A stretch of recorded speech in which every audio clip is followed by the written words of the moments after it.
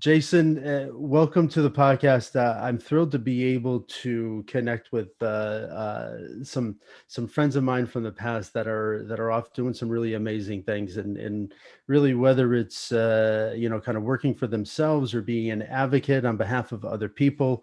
I'm really excited to highlight those stories, and certainly yours is one of them. And so welcome to the podcast, man. Well, thanks, man. It's great to be here. Good to see you and hear from you. Yeah, it's certainly, as we were just talking, it's been a long time since we've had some conversations. And you took a trip. You were just saying middle of college to Alaska, and never came back to Massachusetts. And so I am dying to, since we haven't talked in such a long time, just one, understand what that journey was like for you. Because didn't you go up there and working on was it a pipeline at first? I don't know what brought you up to Alaska. So honestly, it was just a visit one summer. Oh, no kidding. Yeah. So the story goes, I've always been. I can even remember back in Ulsh when there were new students that would come in. I was the guy that people would come to and be like, "Hey, can you take this person around and just kind of give them an intro?" And I didn't really think much of it at the time. And the same thing happened to me in college. Second year of college, or no, I'm sorry, the second semester, first year, second semester. I came back in, and one of the RAs on the floor was like, "Hey, there's this kid that just moved from Alaska, starting up second semester. I think you guys would really get along. Can you just show him around campus," and so on and so forth. Yeah. We became fast friends. Did Awesome. a radio show there together. Really, really tight. Still one of my good friends to this day. Yeah. So we met, had good connections. Kind of, this was back before I had email. I think email was around, but we were doing letters back and forth that summer. Stayed in touch. Well, I remember just being in college. The big thing was like when my sister went to school. We were freshmen, and when she graduated, but like the big thing was this like portable laptop that she had to buy, that was this huge kind of clunker for like $2,000 or something like that, and Westfield State had this big computer lab where you would just kind of go and do all your work. And so I'm sure it's completely foreign to anyone who would ever think about, maybe listening to a podcast right now that there was computer labs where you would have to go and do your work, but that's legitimately what it was. And I was such a Luddite, man. At that time in my life, I was just, it took me years to start buying CDs, and I'm just like reluctant to the technological changes and stuff. What have you? Yeah. So anyway, we kept in touch. The next school year, of course, hanging tough. And then I decided I'd always had this romantic vision of Alaska and what it's like up there. And now I had a friend that was like, "Come on up, you can stay at my folks' place. We'll find an apartment in town and get some work together." So I came up, and we were having a hard time finding a job in town. I think And where did you go? And so when you went for the summer, where did you go? Oh yeah, sorry, Anchorage. Anchorage. Okay. Yeah. His family was from there. And I had saved up some cash and was having a hard time finding work. And then there was sort of a friend of a friend said, "Hey, she was working at a lodge out in Bristol Bay, Alaska. And she's like, "Hey, there's this new fish processing company that's opening up, and they're looking for workers." And there were about 8 of us of Ted's friend group that went out. We're like, "Screw it, we'll go work for 4 to 6 weeks and make a chunk of cash, and then I'll have the rest of the summer to kind of kick it around."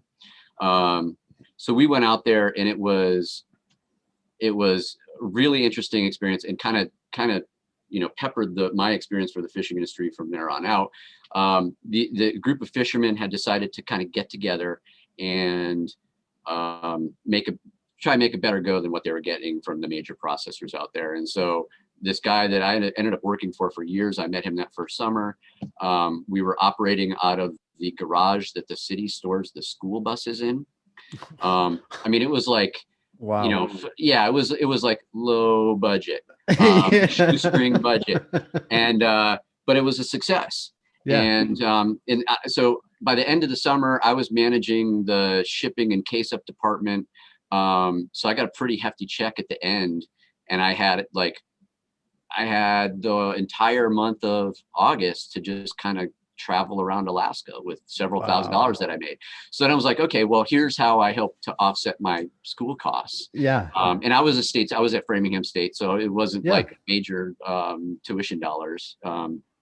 And so I was going to come back up that summer. Right, I was going to ride mountain bikes in Forest Park. Got hit Hmm. by a car, dislocated my elbow, and couldn't go back. Oh, no kidding. Yeah, so I was Oh, in wow. back in Massachusetts for a little Yeah. while. But then ended up going back up a few years later to work for that same guy. He started a plant in Bristol Bay, and I was employee number one. He had bought the property. I was working at American Saw at the time, and I had a falling out with management over the way they were treating my dad, who was an employee there at the time. I Hmm. was like, screw it, I'm out. I'm leaving. Yeah. Got in touch with John, the guy that I worked for, and he said, oh, I just bought this property in Bristol Bay. Why don't you go up? There's a bunch of roof work that needs to happen. And so I got a plane ticket and went to this town. And, he's like, there's a fishing net mender nearby. Go check her out. There's this old hippie lady. She'll take care of you. And I was just a stranger in this town. It was a really bizarre experience, But it's nice that, like, I mean, obviously he was an amazing guy, and it just kind of talks to like some of the people that if you were just like, go up there, they'll take care of you. That one, you felt comfortable enough that that was going to happen, but two, that he was genuinely, saying that, yeah, these people are going to take care of you. You got nothing to worry about. And yeah. yeah, I'm absolutely met some amazing people in the fishing industry and in some of the communities that I worked in. And yeah, so that plant, that was 99 Yeah. that he purchased that land. And then I moved down to Montana in Missoula. I lived in Missoula for the Y2K deal, which was a really interesting place to live in Montana. There were a lot of folks, a lot of preppers out there. And then went back up, and I worked at that plant for about 7 years in management. Hmm. Uh, Really, I learned a lot, and got to do a lot of amazing stuff. I made a decent amount of money. I'd work for, the fishing season in Bristol Bay was pretty short, but we were building the facilities there. So I'd go up early, and then at the end of the season, it was a bunch of hammering nails and stuff like Hmm. that. And then I could do what I wanted for the winter. So it's this Which really is amazing wild. cycle of work where you bust your ass for the summer, and then winter, there was a year I bought a car and drove around the country, couch surfing with friends. Then I started to go to, Which is just a pretty cool experience to be able to have some of that flexibility to then just, you know, kind of spend some time for yourself, right?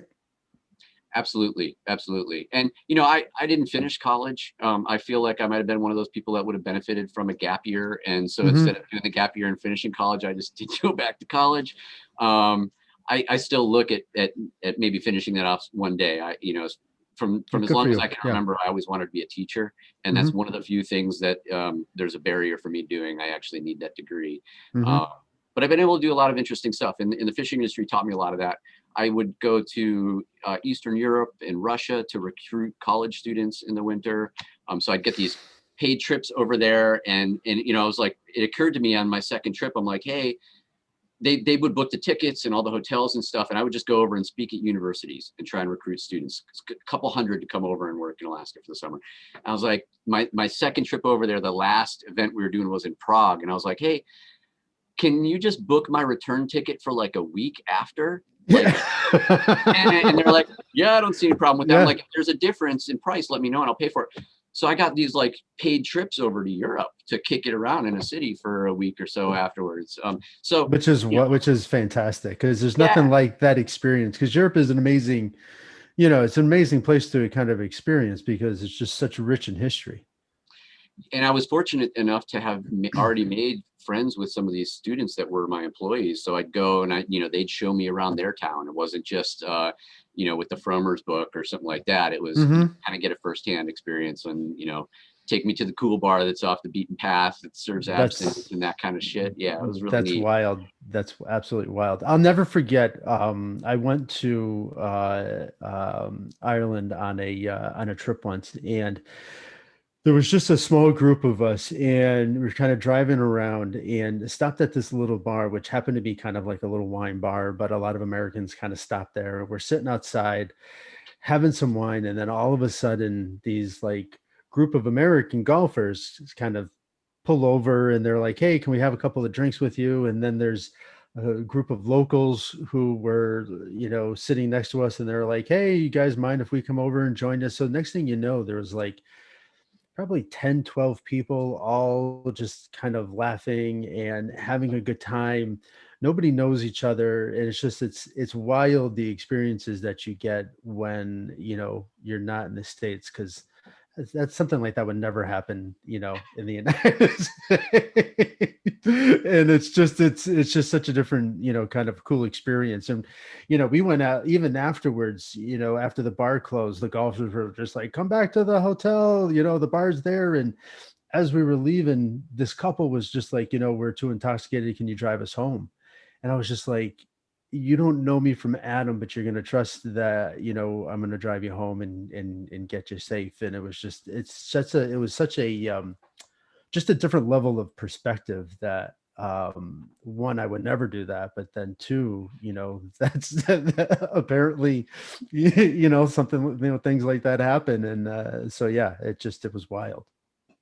Yeah, it's so cool, and I feel very fortunate to have had the opportunity to do so much traveling because of that work in the fishing industry, and really just opens up your perspective. I wish a lot more else for not just in and out for a week at the resort, but experiencing that culture and that life a little Mhm. bit.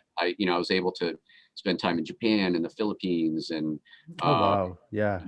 that just getting to know people. There were other lots of other travel. I was able, Yeah. I did a trip to Everett's Base Camp 1 year in the Himalayas, which is more of a personal thing. But really, really Did fortunate with you what. did you climb it all? No, we went to Kalapatar, which is the sort of the big peak next to it, which you get a really nice view. But I'm not a mountain climber. No, Um, me either, but that was I almost didn't make it the last trip. We were at the final tea house on the way up, and I got altitude sickness. oh, did you? And just I was so violently ill the night before. I wasn't sure if I was going to be able to make it for that like final leg, and I thankfully woke up the next morning and feeling really great.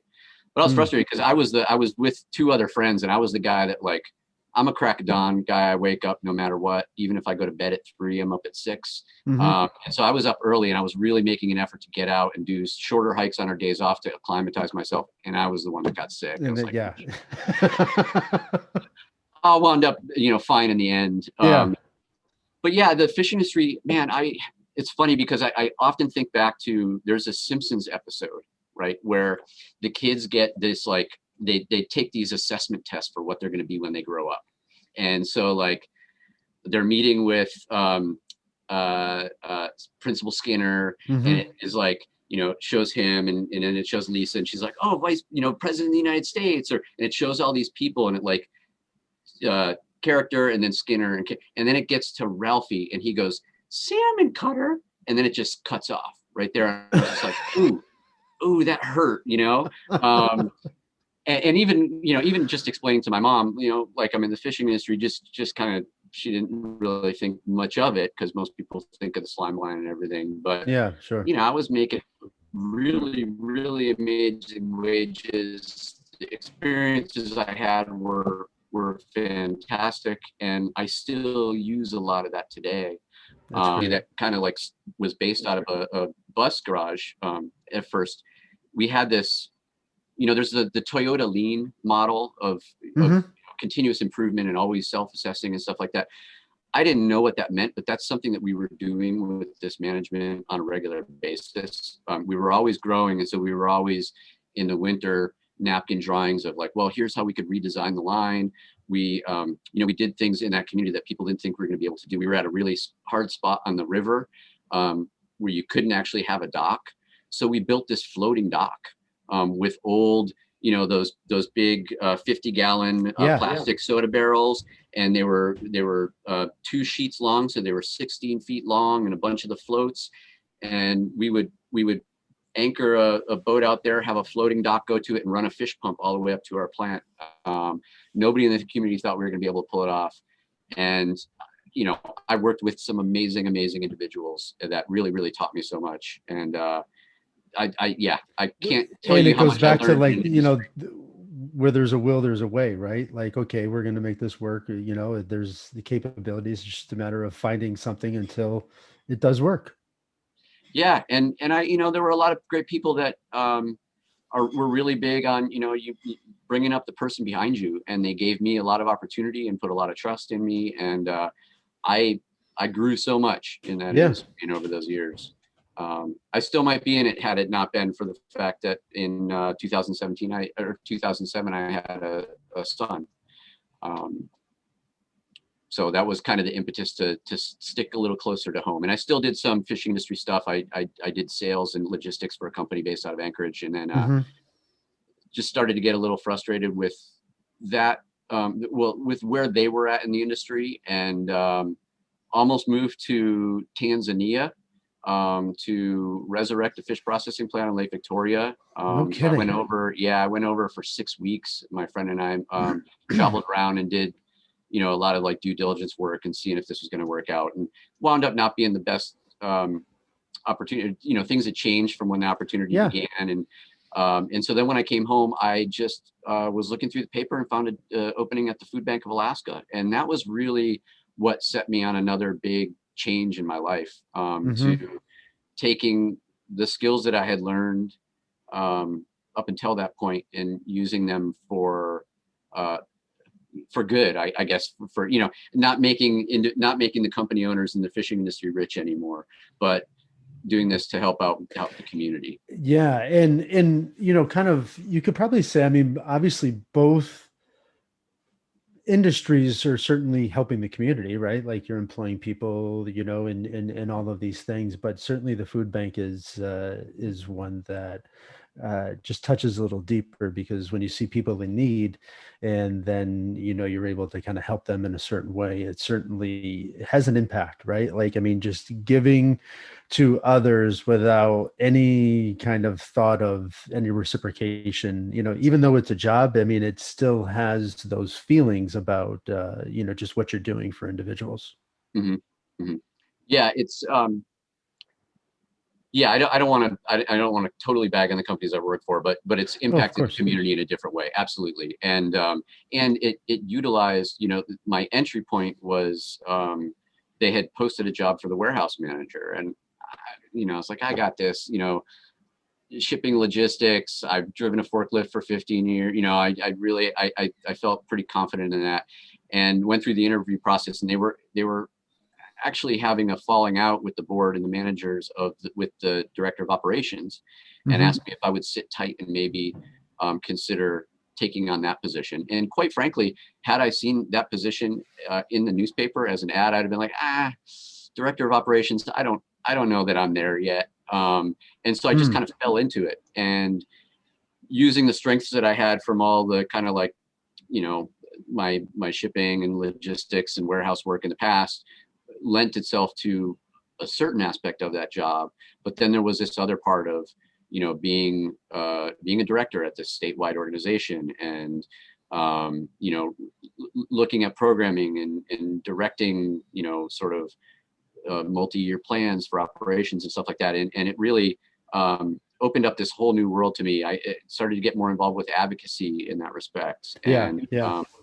it was, it really kind of scratched two itches for me, as far as things that I care about. And that's helping others with getting food to people that needed it. But there's this other aspect of food banking, which is food rescue, and not letting food go to Mm. waste in the landfills and just turning into methane. So Oh, it yeah. had this dual purpose, this environmental front, and not wasting all the time and effort and energy and packaging that went into this food to just see it go to the dump.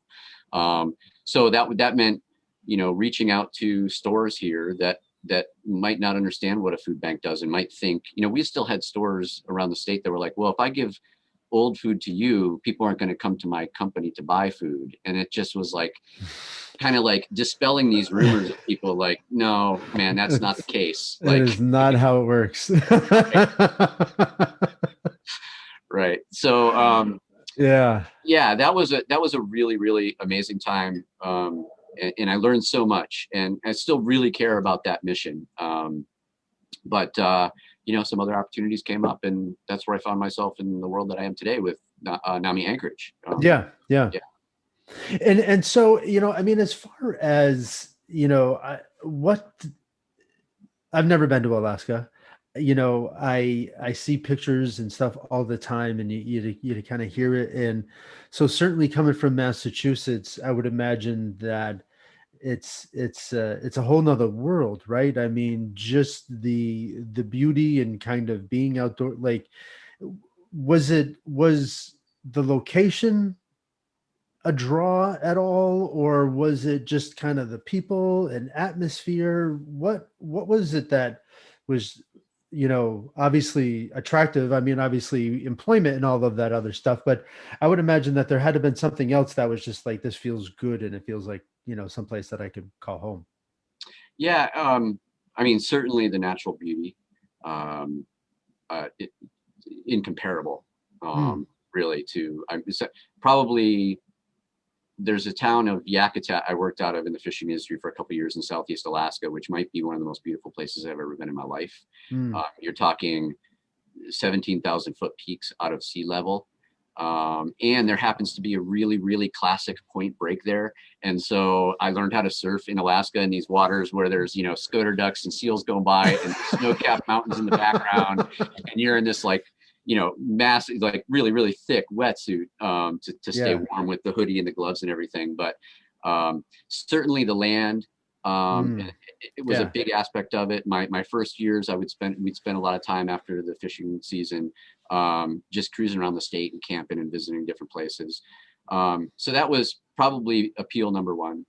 Then a lot of the people that I met, and then a lot of the opportunity. Mm, Like I said, I kind of I tripped into this fishing industry gig by just running out of money that first year and sort of working my way up, and then that turned into when we were doing the construction work, say, I'm learning how to drive big machinery. I'm riding front end loaders, something that in Massachusetts you'd have need to go to school and have the proper, licensing for. And they're just like, yeah, here's this is the hydraulics on this part, and just go do this this. lever does this lever does that. You should be fine.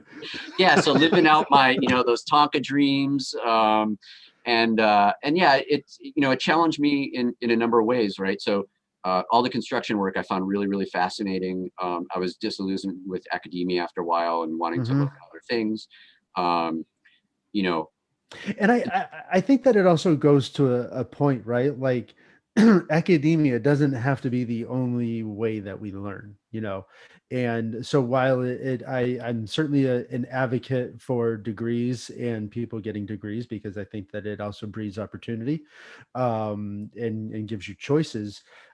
If you find a path that does the same thing and allows you to learn and grow, that suits you a little bit better, then as long as you're still learning and growing and moving and doing those things, then it's not a wrong path, right? It's a different one. absolutely. I mean, I would agree with that 100%. Mostly because that's been, my life.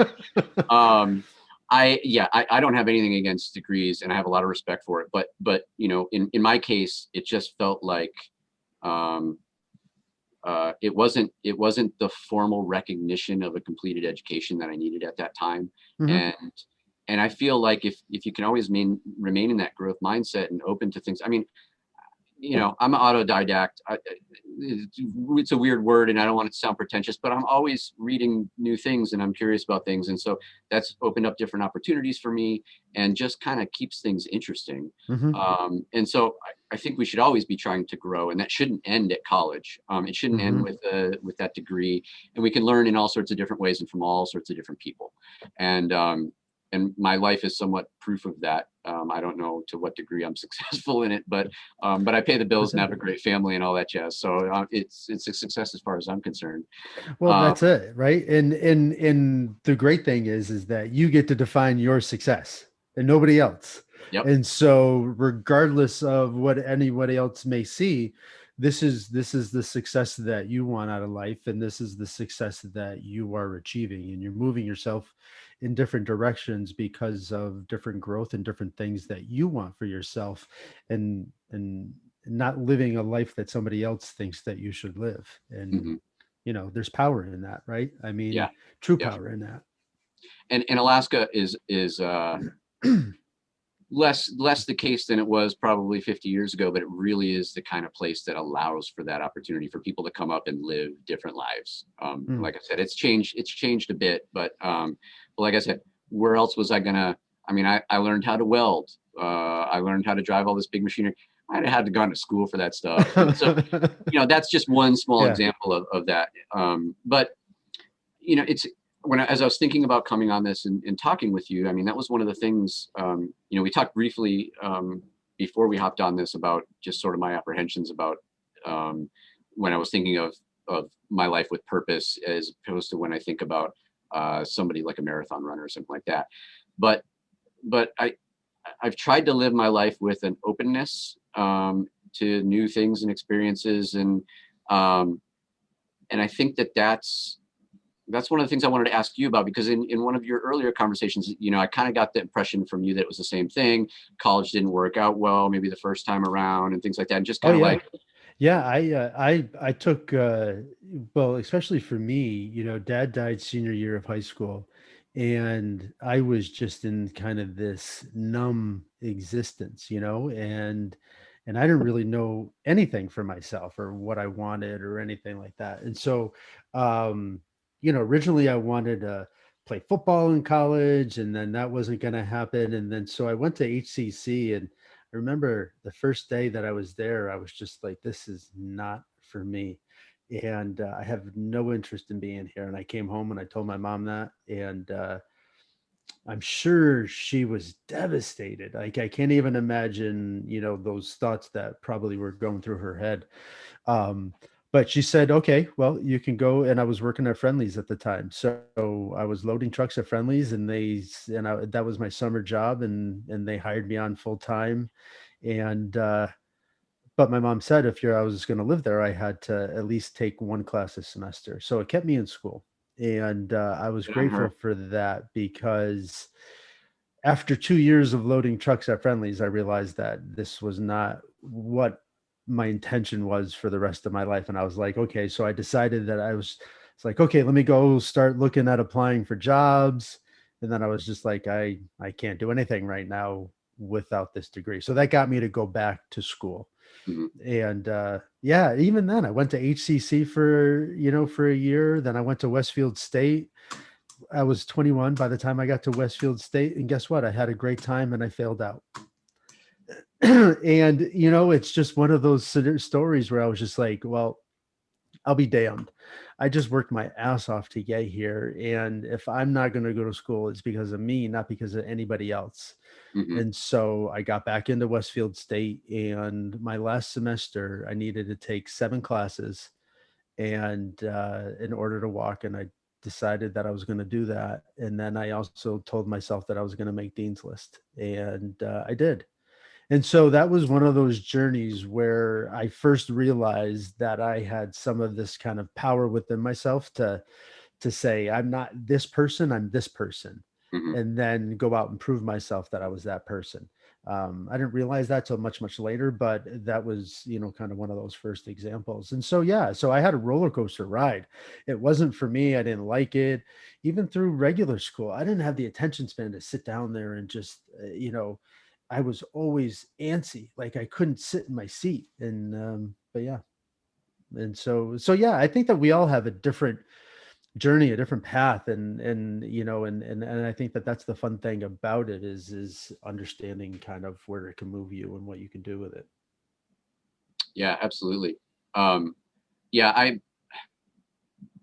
school was an interesting one for me too. And I remember, much respect to your mom for saying if you're going to continue to live here, you got to take a class. I think that's amazing.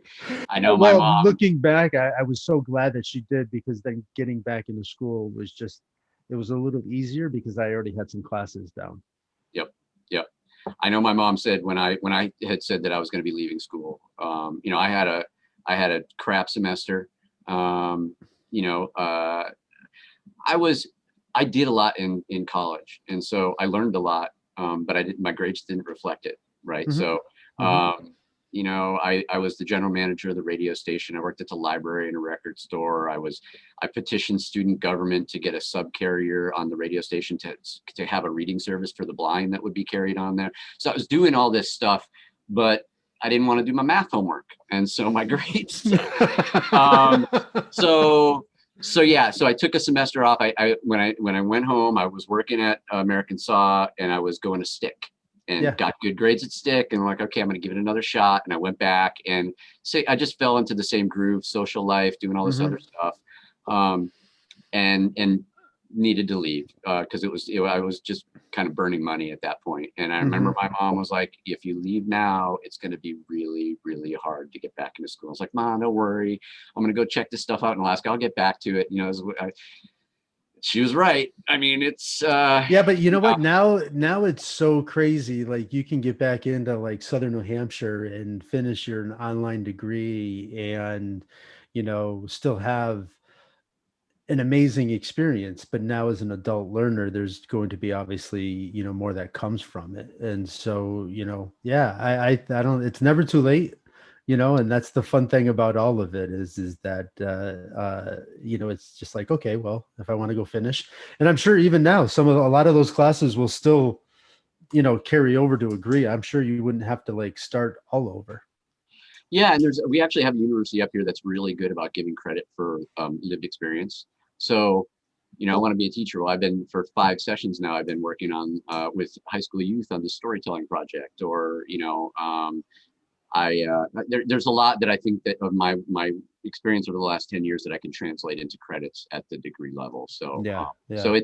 it's something I'm looking at. But I have 2 kids. I have a 20-year-old daughter and a 14-year-old boy, and I got to worry about their schooling too. Yeah, no kidding. Which might even be, like there's a lot of Kathy's working at WNE. She's going back for her degree, and it allowed for Nick to get his bachelor's degree in mechanical engineering for just about no cost. Oh, Uh, that's awesome. and he came out, got a job. He's been doing some great things, and so yeah, and so your daughter, just speaking of doing some great things, just put a record out on Spotify, right? Like that's pretty She put a cool. single. Yeah, yeah, she's awesome. She's been singing for a long time now, though, right? Yeah, Yeah. we started to take her. I mean, she always just had it in her bones. And she was 11 years old when we first took her to an open mic at a bar here called the Taproot that is no longer with us, but it was a really popular open mic. And it was a pretty hefty crowd the first night. There was probably 60 to 70 people in there drinking, right? All this stuff. We would get her on early. So we get her back in bed in Yeah. time, like that. And you couldn't be in there because it was a bar. You couldn't be in after certain hours. So she starts singing a Taylor Swift song, and I have this video of it. It gives me the goosebumps every time because you hear all the background chatter in the bar just slowly die down to where it's Ooh. nothing. And it's just this 11-year-old girl with her cheap little keyboard and her big clunky oversized shoes awkwardly on the stool, like not knowing what to do with her feet and everything, just absolutely killing it. Silence the bar. It really, Wow. yeah. And she talented, but also the confidence to get up and do that Well, at for that age. real, like, I can speak to anyone one on one. Like I'm fine with any, but the first time I did like a TED talk at Hanover Insurance with a group of HR people, like the sweat that ran down my back, like I could feel it as it was like dripping down my back. Now I've gotten used to it, but at 11, that's wild to just not have that fear or just that confidence that I'm going to go up and do this. Yep. Yep. Yeah. She's an awesome kid. very, very proud stepdad for sure. Well, and I would imagine that, like, just even having the background that you have allows for you to be this parent that allows you to kind of say, hey, let's explore this. Let's, like you've had a lot of different experience. So allowing your kids to kind of maybe move in their own direction, kind of the way that, I think that it allows for, um, a great way to explore kind of who we are and what we like and kind of all of the good stuff about us. Hmm. Yeah, I mean, definitely. My son, I think, is finally getting there with the music stuff, but really just encouraging their interest. I mean, so as long as if you can encourage the kids' interest, they're going to teach themselves, right? It becomes self-directed learning in some respect, and Hmm. just kind of makes for a better. I don't know. I couldn't imagine wanting to parent any other way. Yeah, yeah, But yeah, with Olive, certainly, it helped to some degree that I'm in the local music scene up here, somewhat, and um, so we definitely had some connections, and I knew how to get her on yeah. the list early. But even that, I mean, I didn't play music in high school. I bought a drum kit when I was 30 years old and self-taught with some friends to start a band up here in the winters because You and Dave winters are so dark. could have been doing that long, a long time. Dave, I'll say Dave gave me my unofficial first drum lesson in Did his he? basement one night. Yeah, when it was like, Oh yeah, yeah, yeah, I don't know, there were a few people over there, doing drinking cheap beers some night, and yeah. yeah, showed me the basic beat on the kit. And so credit to Rosso where credit's due. Yeah, Um, he's still playing. I think he's always posting pictures of new drums and stuff like that. Yeah, it's yep, fun. yep, yeah, and it's I wouldn't call myself a professional musician, but there was a year and a half there where I had a monthly gig. I was getting money. Yeah, I'm not trained. I don't know how to read anything. It's all self-taught. So I have a apprehension of calling myself a musician or anything like that. But I it's gotcha. been it's it's a really important catharsis for me, Hmm. playing music. And there have been times when I haven't had a band or we haven't practiced in a while where my wife would be like, honey, you should figure out someone to play some music with. They could really use that outlet. Well, just like everything else, right? We all need these things, these places that we can kind of go to that allows us to take some time for ourselves. Mhm. And certainly with COVID and everything that happened last year, most people found out is that if they didn't have any form of self-care, you know that was highly amplified last year, Mm. and the need to be able to take care of yourself and then give to others, which is really why for me it was such a huge eye-opening kind of thought process, because I was always about other people. But then what I realized, that I was never really taking care of myself. I never really understood what drove me, what excited me, all of these things, because I was always trying to please other people and be their version of me.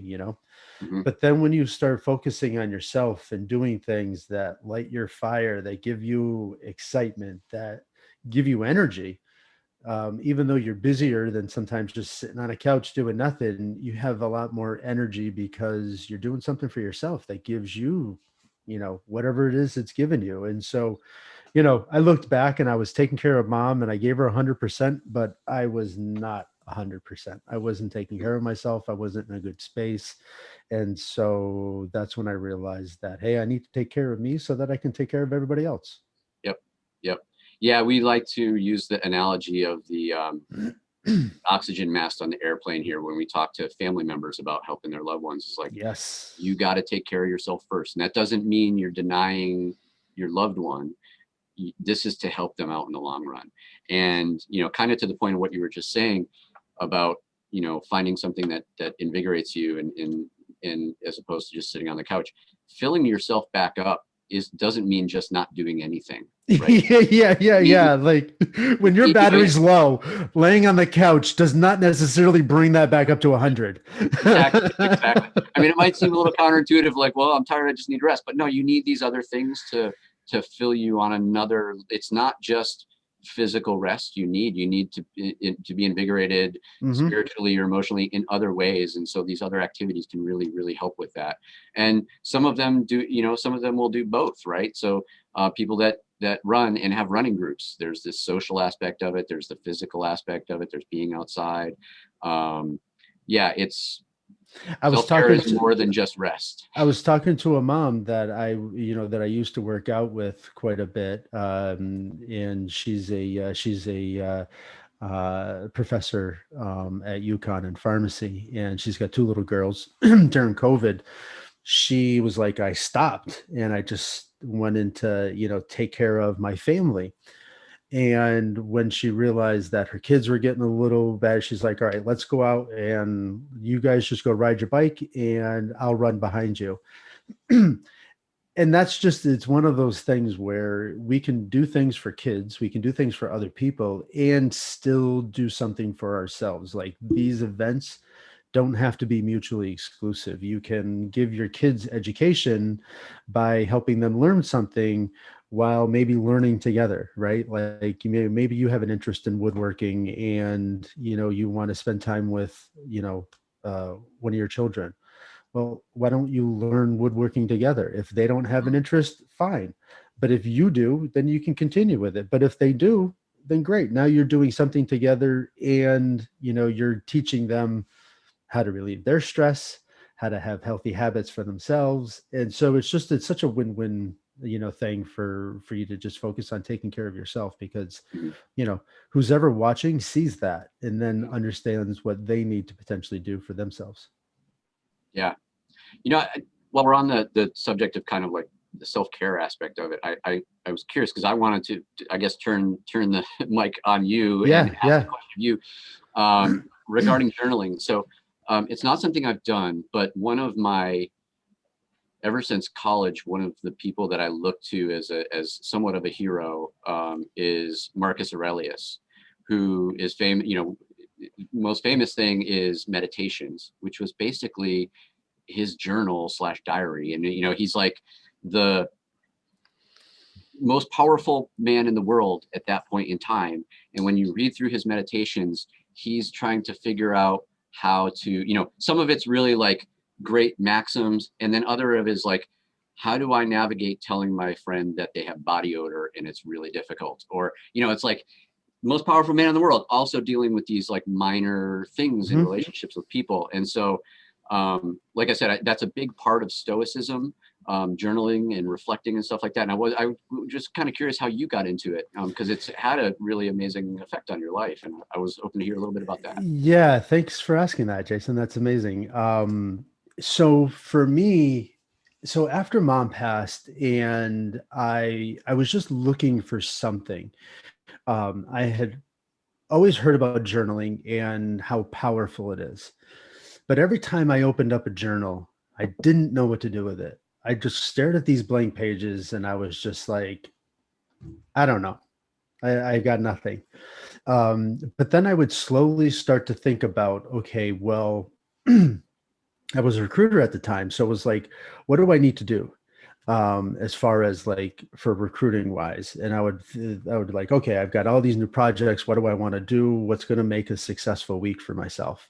Mhm. And so I would just start to kind of put down all of these things like, okay, I needed to get, candidates. I don't know how, but I'm going to get candidates by the end of the week for this position and all of these different things. And then I started to kind of see some things kind of move in different directions. And then I also was in this place of I lost my identity. I was taking care of mom for 6 years. And in that meantime, I found, you know, Kathy and that amazing relationship. And then Nick came into my world. And now I had a stepson and I had this family and it was fantastic. But I was still mom's caregiver. Like that was, and at that time was the highest priority at that because it was, she was dying and I knew that. And I knew she only had limited time, but I wanted to give her, kind of as much comfort that she gave me when she was raising us, me. But after that, I was lost. I didn't know who I was. I didn't know what I wanted for myself. I didn't really have any purpose or passion. It was just kind of existing. And so, having lost my dad at an early age, I was 17, he was 45, and then here I was 40, and my mom was 66, and I lost her. I was about to turn 41, and it was just like, well, what have I done with my life? And what do I want to do with my life? And so I was starting to ask these questions for myself. And then I would think about things that would make the hair on the back of my neck stand up. But then I was like, what do I do with this information? So I would write it down and then I would figure something. So it started to kind of roll into it started off like this weekly accountability worksheet where I would, just think about what I wanted to do. And then I would evaluate, well, how did I do that? Did I do a good job this week? And then it morphed into all of these crazy things where I was starting to set these goals. And then I was figuring out my action plans. And then I finally understood having to have like a why behind everything that I wanted to do. And I figured that out because I decided I was going to run a half marathon. And I was never a marathon type of guy. Like, I mean, running a mile was like absolutely not, but I would have to do it anyway, for football and stuff like that. But, it allowed me to say, okay, I'm going to run this amount of time this week and then not let any excuse kind of come into play. And so I was starting to kind of give myself all of this different like thoughts and energy. And exactly, like I was starting to write down, well, who do I want to be? Who do I want to be as a husband? Who do I want to be as a stepdad? Who do I want to be as an employee? Who do I want to be as a brother, as an uncle, as to all of these different things?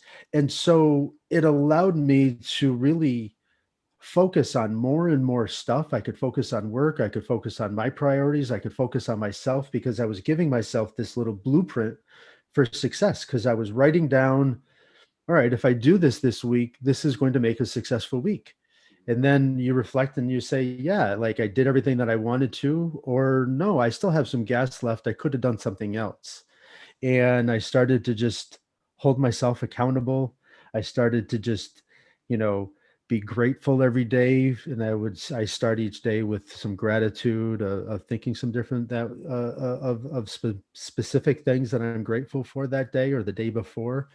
I celebrate some wins. And so journaling really took on this amazing kind of piece that gave me a blueprint for success to say that if I follow everything that I put down in this journal, then it's never a matter of if, it's only a matter of when.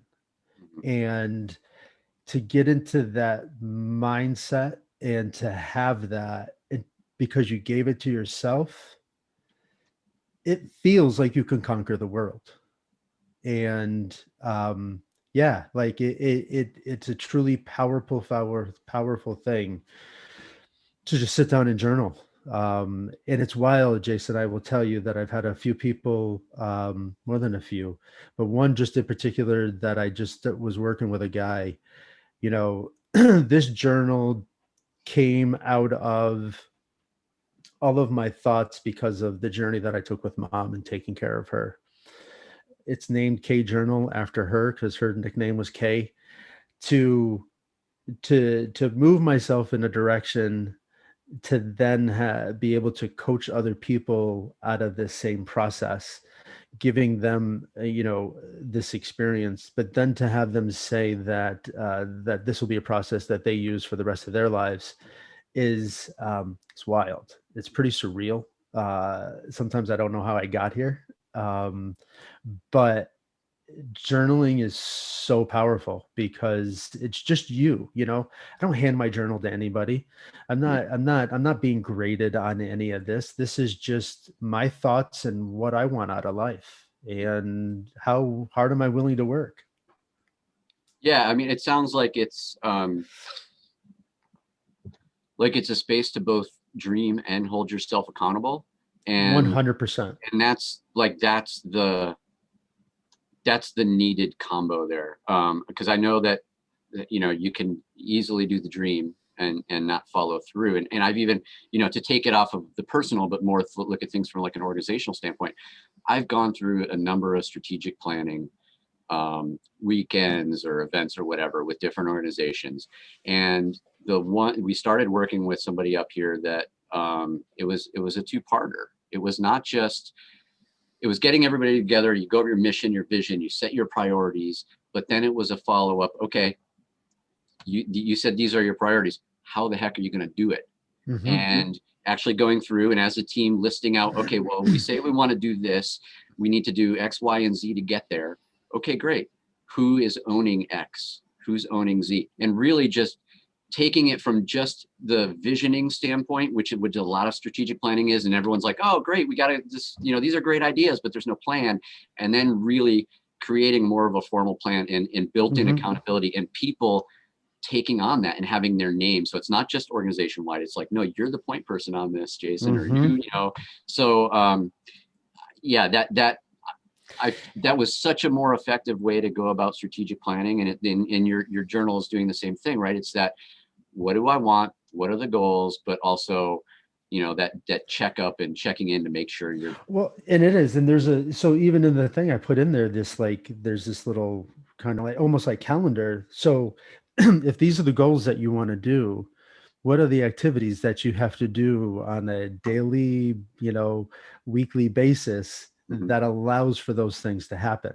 So just saying that, because for me, it kind of came down to I want to be as healthy as I can be for as long as I can be.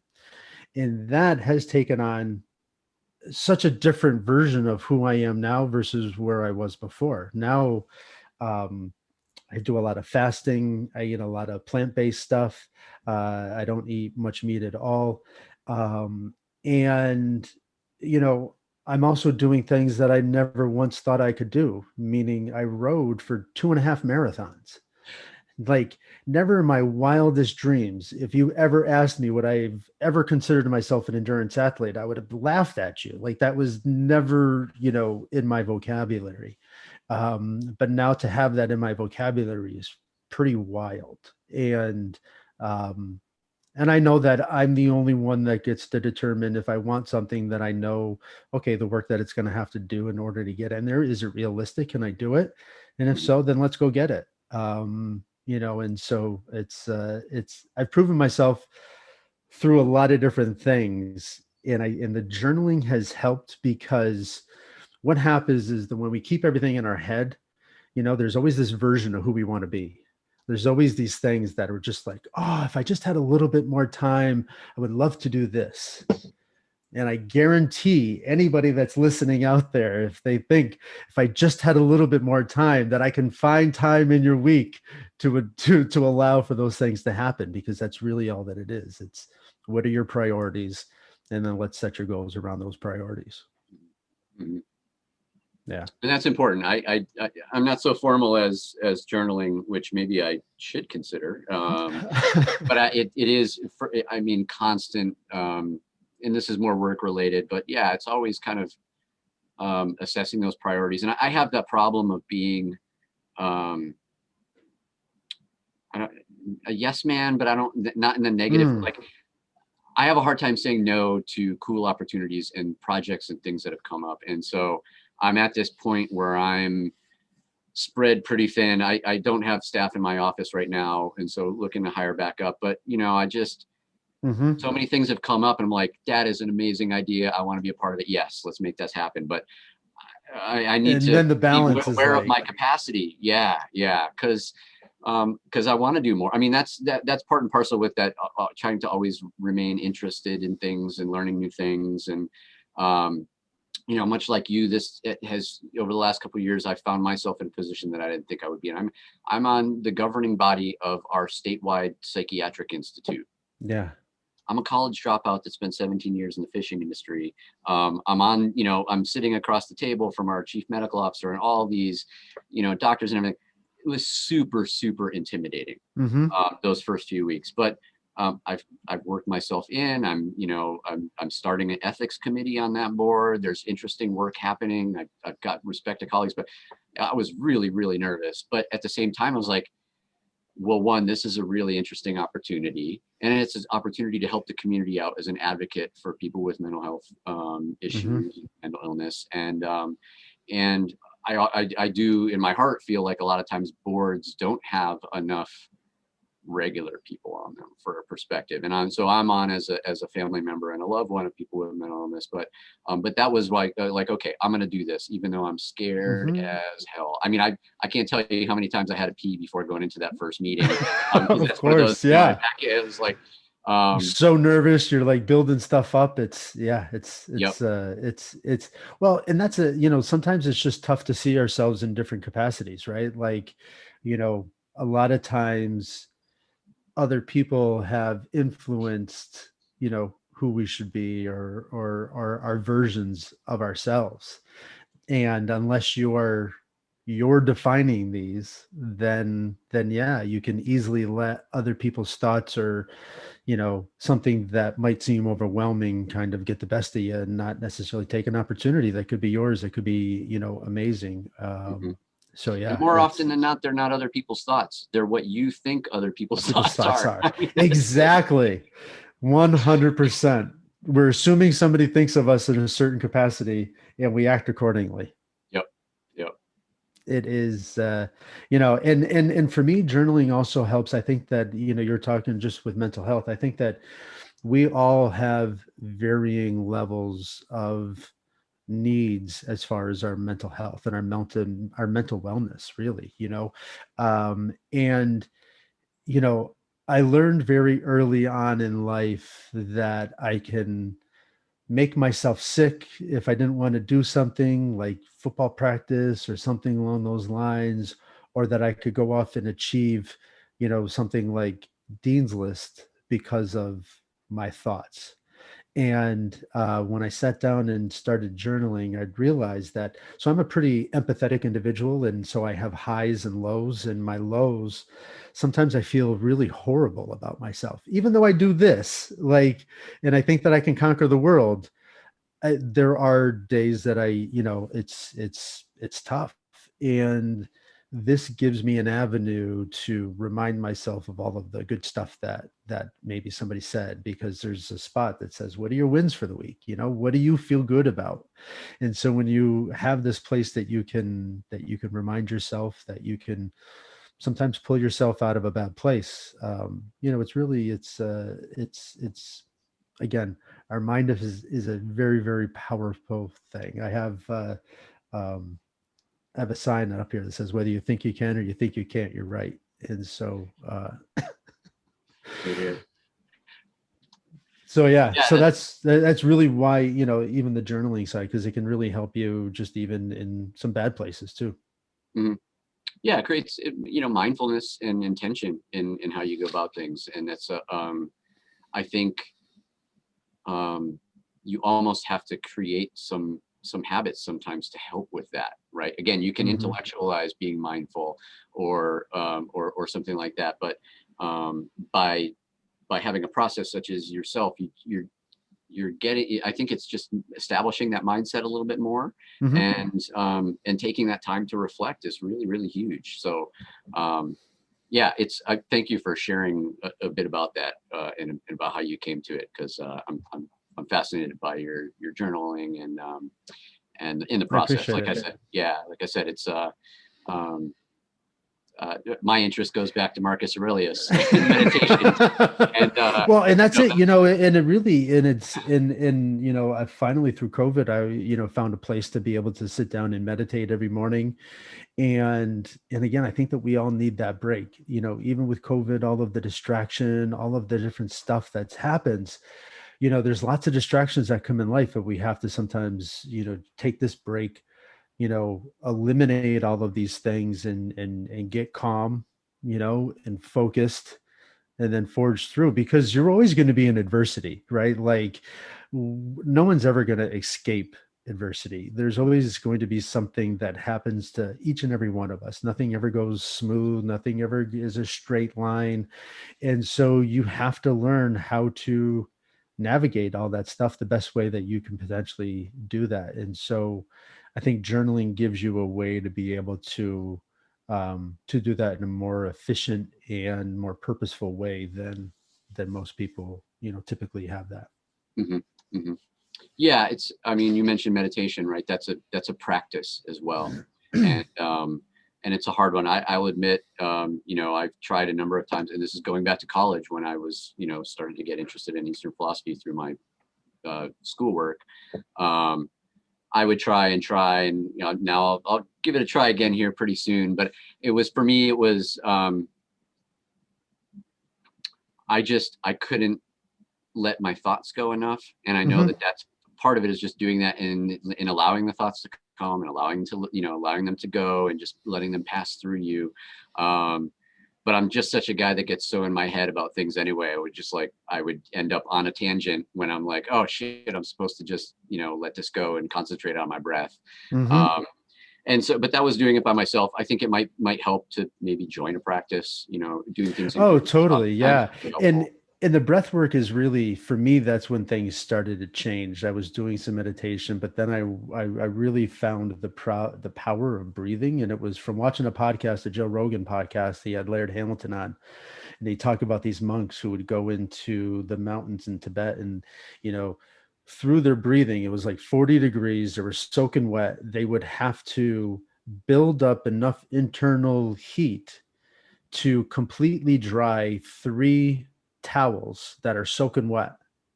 And you have to dry these sheets in order to pass on to the next stage. And I think the record is like 8 sheets that somebody has dried overnight. But to think about breathing that way, to create enough energy to to completely dry 3 sheets, or I started using it in kind of working out. So as I was rowing, I would start nose breathing. Mhm. And so I would go longer and longer without nose breathing. This way I could still maintain the pace, but yet not physically exhaust my body. And so, you think about what it can do athletic, just all sorts of different things where, yeah, you get into these adrenaline places if you can go into a nose breathing, kind of or meditative kind of a spot. You can bring your heart rate down. You can calm yourself right down. So it's been a nice practice for me to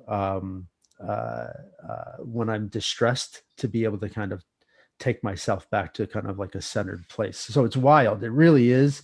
It's a lot of fun to kind of play with. And I would highly suggest just even started with, I've got a little 5-minute meditation that I was shocked, one, how quick it was, and how it allowed me to be like, oh, I could do that every day.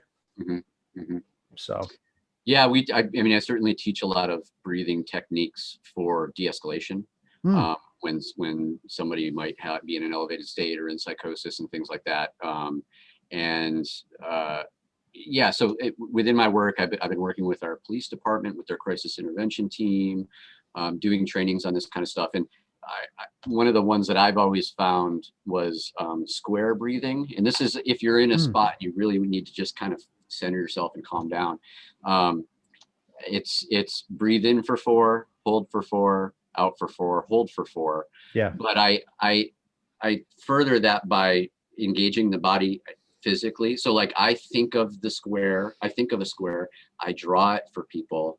And I think it's not just you're hearing my voice and you're breathing, but all of a sudden you're picturing an image. And so you're like, all your senses, right? So if I'm you thinking of kind an of, image and yeah, I'm also moving, all of a sudden I'm engaging all these senses, which take away from whatever that other stressor was. And I'm just centering on that breath in that that's great. image. Yeah, it's really, it's amazing how controlling your breath can control you in so many ways. And by, intentionally calming it in a way like that can really bring somebody down from a highly elevated state. Hmm. It's Hmm. really powerful stuff. Nose breathing, I wish I could. I have my nose. Let me see. I think my nose is straight at you right now, but when Yeah, I look at you straight, it's super crooked. gotcha. I have Yeah, a hard time nose breathing. That's been a tough one for me. it But is. Well, I know my nose is always like stuffy, so it was trying to trying to row and nose breathe. I was like, I'd lose my breath. I was like, I can't do this, but it eventually got to just be an easier and easier place. But yeah, it's Yeah, I been imagine you synced up with the motions you were. Yeah, I mean, you have to figure out what synchronicity of all that is going to work, and then mm-hmm, mm-hmm. yeah, feel it. That makes sense. But listen, Jason, man, it's been, I feel like, well, one, we haven't talked to each other in years, so we could probably keep going for at least another hour. But uh, maybe I think that it makes sense to where we could do like a nice little follow up.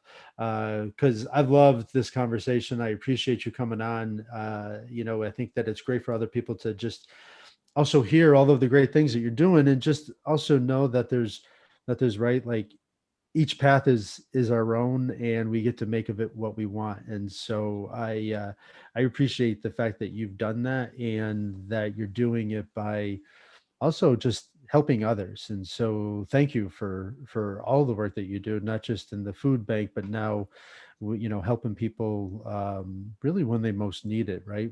Because when somebody's is in a place mentally that is not good for themselves, being able to help people in that capacity is amazing. So thank you for Mm. all that you're doing, man.